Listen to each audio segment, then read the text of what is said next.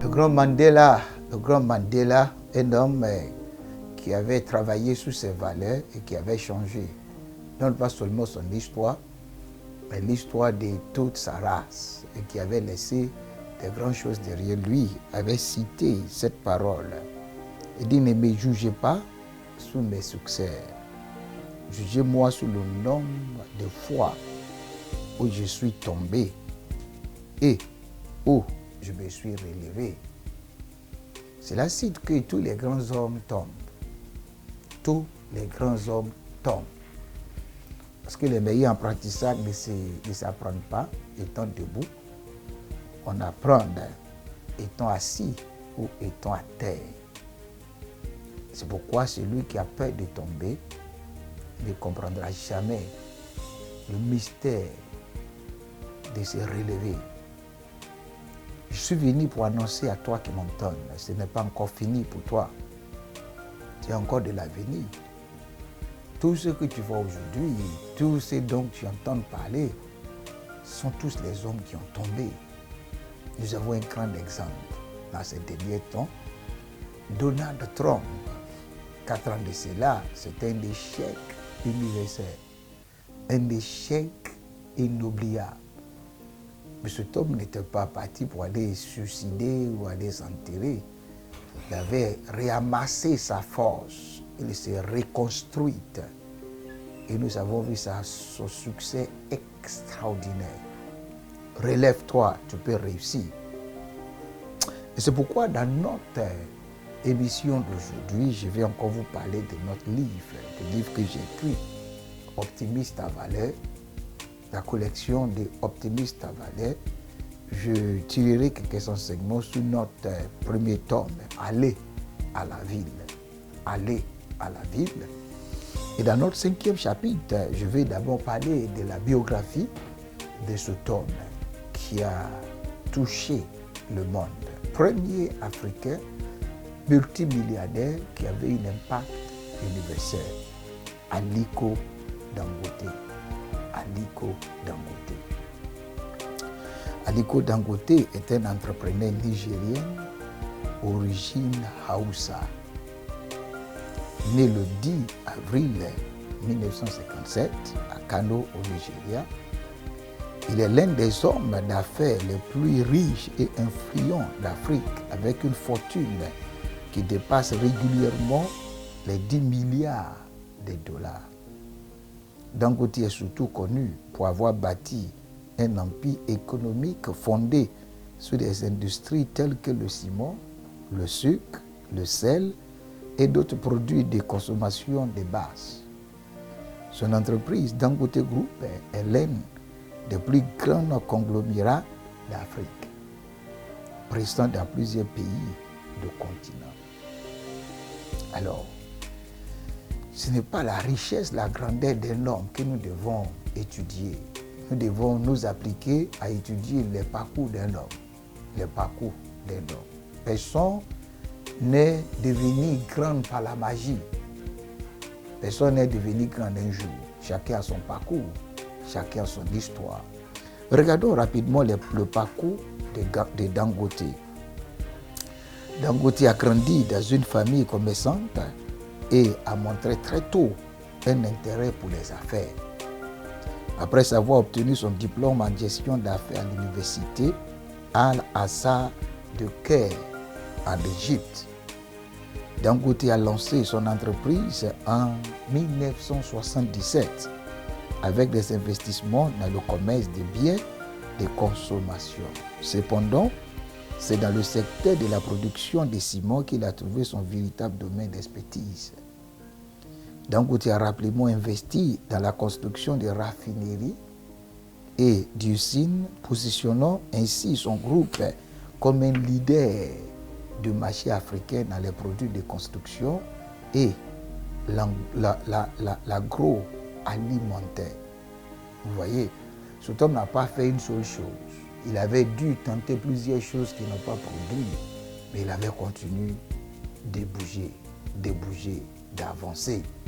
S'il y a une chose que je veux te dire, ami, ne pense pas que cet échec qui est devant toi est la fin de ton histoire. et ne reste pas les bras croisés devant un échec de la vie. Avance, touche ici, touche là-bas, touche partout. Un jour, il y a l'une de ces choses qui vont t'amener à devenir un homme extraordinaire. Il avait aussi ses luttes et ses difficultés Dangote.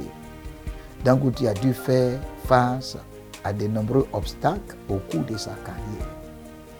Dans les années 1980, le Nigeria traversait une période d'instabilité économique marquée par la chute des prix du pétrole, une crise bancaire et des difficultés politiques.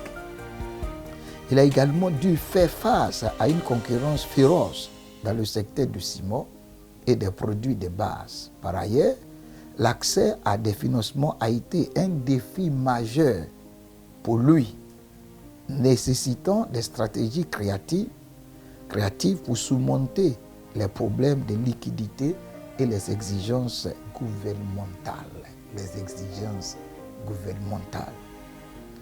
Un autre obstacle majeur fut la gestion des infrastructures dans un pays avec une infrastructure souvent déficiente.